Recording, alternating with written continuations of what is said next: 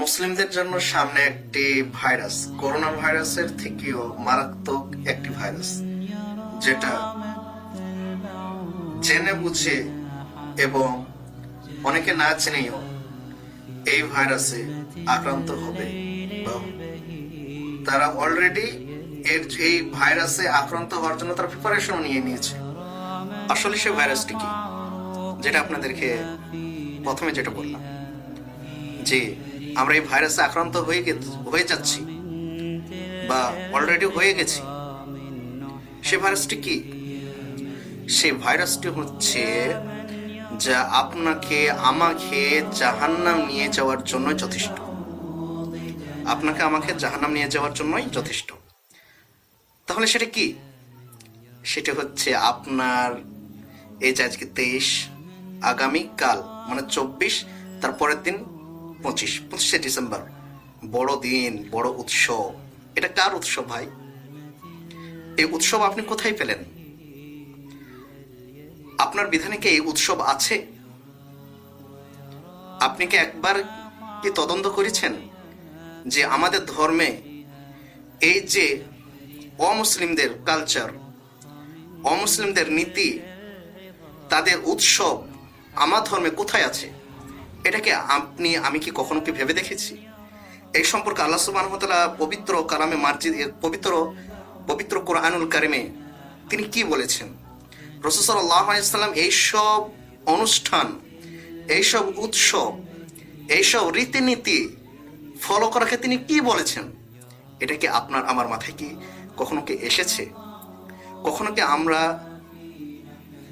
আমি কখনো কি জিজ্ঞেস করেছি নিজের অন্তরকে যে আসলে তারা আমাদেরকে ঘৃণা করে, তারা আমাদেরকে অ্যাভয়েড করে চলে, তারা আমাদেরকে ছুঁড়ে ফেলে দেয়, তারা আমাদেরকে লাঞ্ছনার চোখে দেখে, তারা আমাদেরকে নিকৃষ্টতম জাতি হিসেবে তারা দেখে। তারপরেও আপনি কেন তাদের উৎসবে এইভাবে আপনি তাদের উৎসবে মেতে আছেন? কেন আপনি তাদের উৎসবে আপনি মাতবেন? কেন আপনার বিধানে কি আছে এই সম্পর্কে? আল্লাহ সুবহানাহু ওয়া তাআলা তিনি কি বলেছেন? আল্লাহ সুবহানাহু ওয়া তাআলা পবিত্র কোরআনুল কারিমে তিনি সূরাতুল মাইদা সূরা নাম্বার 5 আয়াত নাম্বার 48, সেখানে আল্লাহ সুবহানাহু ওয়া তাআলা বলছেন যে লিকুল্লি জাআলনা মিনকুম শিরআতাও ওয়া মিনহাজ। আল্লাহ সুবহানাহু ওয়া তাআলা বলছেন তোমাদের প্রত্যেকের জন্যই আমি একটি নির্দিষ্ট বিধান এবং সুস্পষ্ট পথ নির্ধারণ করেছি। তো আল্লাহ সুবহানাহু ওয়া তাআলা আমাদের একটি বিধান দিয়েছেন, একটি পথ দিয়েছেন, যে পথে আপনি যদি থাকি তাহলে আমার এবং আপনার পরকালকে শান্তিপূর্ণ জান্নাত দিবেন আল্লাহ সুবহানাহু ওয়া তাআলা। তার বিধানকে যদি ভালোভাবে যদি আমি যদি মেনে নিতে পারি, আল্লাহ সুবহানাহু ওয়া তাআলা আমাদের জন্য জান্নাত দিবেন। তারপরেও কেন আমি সেই পথকে ভুলে গিয়ে তাদের অনুষ্ঠানে, তাদের উৎসবে কেন আপনি যাবেন? আল্লাহ সুবহানাহু ওয়া তাআলা কি আপনাকে কি কোনো অনুষ্ঠান, তারপর কোনো কি উৎসবকে আল্লাহ সুবহানাহু ওয়া তাআলা আপনাকে দেননি? আপনার ধর্মে কি আছে? আপনার ধর্মে কোন উৎসব আছে? সে উৎসবকে আপনি ছেড়ে দিয়ে আপনি তাদের উৎসবকে আপনি মেনে নিলেন কেন? এটাকে আপনি কখনো জিজ্ঞেস করেছেন নিজের অন্তরকে? আপনার মাইন্ডকে কখনো কি আপনি জিজ্ঞেস করেছেন? না, আপনি কখনো জিজ্ঞেস করেননি। কারণ আপনি এই সম্পর্কে আমি সবাই জাহেল, অজ্ঞ। কখনো সেটা ভাবিনি, কখনো সেটা পরিকল্পনা করিনি যে আমি যদি ইয়াদের বিধানকে যদি আমি মেনে নিই কিংবা ইয়াদের উৎসবে যদি যাই, আমার বিধানে কি ইয়াদের উৎসবে কি যাওয়ার সম্পর্কে বা আল্লাহ সুবহানাহু ওয়া তাআলা কি ইয়াদের উৎসবকে গ্রহণ করাতে কি আল্লাহ সুবহানাহু ওয়া তাআলা আমাদের প্রতি কি অসন্তুষ্ট হবেন? আপনাকে বলি, সূরাতুল হজ সূরা নাম্বার 22 আয়াত নাম্বার 67, সেখানে আল্লাহ সুবহানাহু ওয়া তাআলা কি বলছেন? লিকুল্লি উম্মাতিন জাআলনা মানসাকানহুম নাসিকু। আল্লাহ সুবহানাহু ওয়া তাআলা বলছেন যে প্রতিটি জাতির জন্য আমি অনুষ্ঠান, অর্থাৎ সময়, স্থান, আল্লাহ সুবহানাহু ওয়া তাআলা কি বলছেন? যে আমি প্রতিটি জাতির জন্য আমি অনুষ্ঠান, সময় স্থান, অর্থাৎ সময় স্থান নির্দিষ্ট করে দিয়েছি যা তাদেরকে পালন করতে হয়, যা তাদেরকে পালন করতে হয়। আল্লাহ সুবহানাহু ওয়া তাআলা কি বলছেন? লিকুল্লি উম্মাতিন জাআলনা মানসাকানুহুম নাসিকুন। আমি প্রতিটি জাতির জন্য আমি অনুষ্ঠান এবং সময় স্থান নির্দিষ্ট করে দিয়েছি তাদেরকে, যা তাদেরকে পালন করতে হয়। এটা আপনি পেয়ে যাবেন সূরাতুল হজ সূরা নম্বর 22 আয়াত নম্বর 67। এখানে আল্লাহ সুবহানাহু ওয়া তাআলা স্পষ্ট করে দিলেন আপনার একটি উৎসব আছে, আপনার একটি অনুষ্ঠান আছে। আল্লাহ সুবহানাহু ওয়া তাআলা এমনকি রাসূল সাল্লাল্লাহু আলাইহি ওয়াসাল্লাম আমাকে কি কখনোই বলেননি? আমাকে তো বলেছে তোমাদের জন্য ঈদুল ফিতর এবং ঈদুল আযহা, তোমাদেরকে এই উৎসব পালন করার জন্য তোমাদেরকে তো দিয়েছে। তোমরা সেই উৎসবে তোমরা পালন করো, তোমরা আমোদ প্রমোদ, তোমাদের খুশি, তোমাদের যা কিছু তোমরা করো, সেটা শরীয়তসম্মত। কিন্তু তোমার এই উৎসবে, তোমার এই ঈদ, তোমার এই কুরবানি, তোমার ঈদুল ফিতর এবং ঈদুল আজহাতে তোমার কোন হিন্দু ভাই তোমার এই ঈদে এবং কুরবানিতে অংশগ্রহণ করেছে? আপনার কোন খ্রিস্টান ভাই তারা এই ঈদে এবং তারা কুরবানিতে তোমার এই উৎসবে অংশগ্রহণ করেছে? আপনার কোন বিজাতি তারা আপনার এই উৎসবে অংশগ্রহণ করেছে? কেউ করেনি ভাই, কেউ করেনি। এবং তারা তোমাকে ধিক্কার জানাইছে, তোমাকে তারা লাঞ্ছনা করেছে, তারা তোমাদেরকে লাথি মেরে তোমাদেরকে তাড়িয়ে দিয়েছে।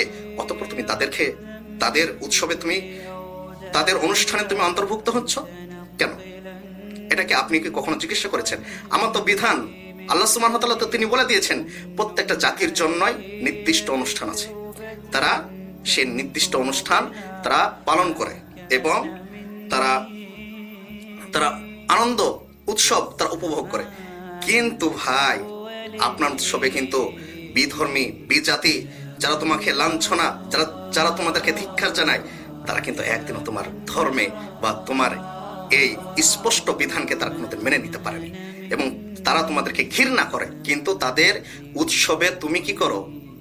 তাদের উৎসবে তুমি থাকো, তাদের সঙ্গে তুমি খাও, তাদের সঙ্গে তুমি বসো, তাদের সঙ্গে তুমি গান বাজনা, তাদের সঙ্গে সবকিছুই করো, তোমার কোনো কিছু বাদ নেই। ভাই, এই সম্পর্কে কি বলা হয়েছে? রাসূল সাল্লাল্লাহু আলাইহি ওয়াসাল্লাম তিনি কি বলেছেন? একজন বিখ্যাত সাহাবী, আমি সবাই জানি, একজন বিখ্যাত সাহাবী, এমন একজন বিখ্যাত সাহাবী হাদিসটি বর্ণনা করছেন। আপনি কি সেই সাহাবী সম্পর্কে কি জানেন? তিনি হচ্ছেন হযরত উমর রাদিয়াল্লাহু আনহু। তিনি যে রাস্তা দিয়ে হাঁটতেন, সে রাস্তায় শয়তান হাঁটতো না। তিনি এতটা পাওয়ারফুল ব্যক্তি ছিলেন, একজন পাওয়ারফুল সাহাবী ছিলেন। তিনি এই হাদিসটি বর্ণনা করছেন। ক্বালা রাসূলুল্লাহ সাল্লাল্লাহু আলাইহি ওয়াসাল্লাম, উমর রাদিয়াল্লাহু আনহু বর্ণনা করছেন, রাসূল সাল্লাল্লাহু আলাইহি ওয়াসাল্লাম বলছেন, মান তাশাব্বাহ বিকওমিন ফাহুয়া মিনহুম। যে ব্যক্তি যে জাতির, রাসূল সাল্লাল্লাহু আলাইহি ওয়াসাল্লাম কি বলছেন? যে ব্যক্তি যে জাতির অনুসরণ করবে, তার পথকে মেনে নিবে, তার তরিকাকে মেনে নিবে, সেই ব্যক্তি সেই জাতির একজন বলে গণ্য হবে। ভাই, যদি আপনাকে বলা হয় আপনি কি হিন্দু, আপনি কি খ্রিস্টান, আপনি কি ইহুদি, আপনি কি নাসারা, তখন আপনি বলবেন কেন তুমি আমাকে এই কথা কেন বলছো? তাহলে ভাই, আপনি কেক কাটলেন কেন? আপনি বড়দিন পালন করলেন কেন? আপনি নতুন বছরকে স্বাগত জানানোর জন্য হ্যাপি নিউ ইয়ার আপনি তাদের সঙ্গে থাকলেন কেন থাকলেন? আপনি এর জবাব দেন। আপনার জবাব হবে আমার বন্ধু তো সে হিন্দু, আমার বন্ধু, খ্রিস্টান সে আমার বন্ধু, তারা তো আমার বন্ধু, তাদের সঙ্গে আমার মিশতে কি অসুবিধা? ভাই, আমারও বলতে কি অসুবিধা তোমাকে যে তুমি তাদের সঙ্গে তুমি মিশছো, তাদের সঙ্গে তুমি খাচ্ছ, তুমি তাদের সঙ্গে পড়ছো, তোমার তাদের সাথে তোমার কোনো কিছুতে তোমার কি বাদ নেই, তুমি তাদের কাছে সব কিছুতে আছো। তাহলে তুমি কি তাদেরকে অন্তর্ভুক্ত নও? কেন তোমার বিধানকে তুমি ছেড়ে দিলে? কেন তোমার বিধানকে তারা গালি দিল? তারপরেও কি তাদের ধর্মকে তোমাকে মানতে হবে?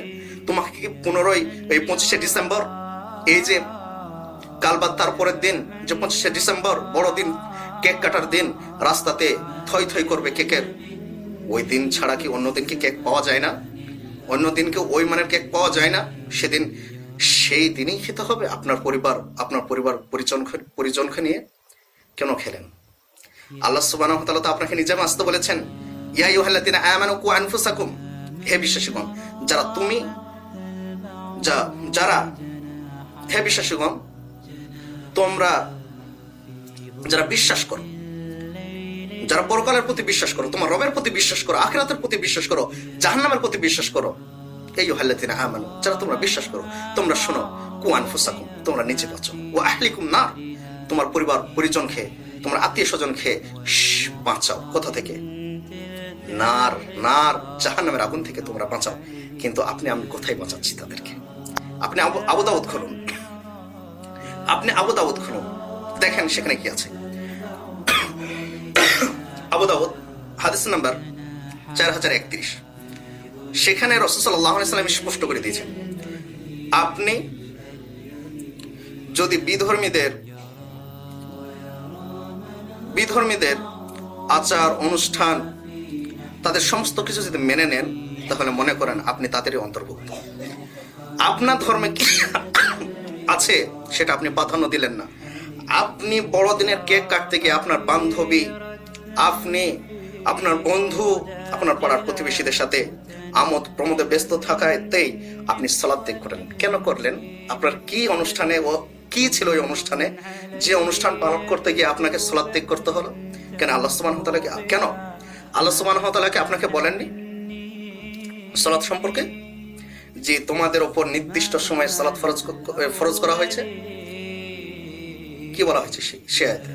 ইন্নাস সালাতা কানাত মাওকুতা, তোমাদের উপর ইন্নাস সালাতা কানাত আলাল মুমিনিনা কিতাবাও মাওকুতা, নিশ্চয় সালাত নির্ধারিত সময়ের উপর মুমিনদের উপর ফরজ করা হয়েছে।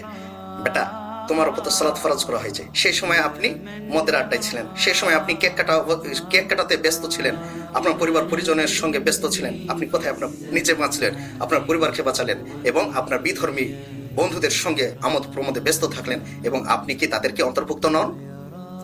এরপরেও কি আপনি তাদেরকে অন্তর্ভুক্ত নন? অবশ্যই আপনি তাদের অন্তর্ভুক্ত। এরপরেও অন্য এক হাদিসে বর্ণিত হয়েছে, নবী সাল্লাল্লাহু আলাইহি ওয়াসাল্লাম বলছেন, যে ব্যক্তি বিজাতির তরিকা অনুযায়ী আমল করে সে আমাদের কেউ নয়। আপনি এটা পেয়ে যাবেন তাবারানি সিলসিলা সহিহা 2194।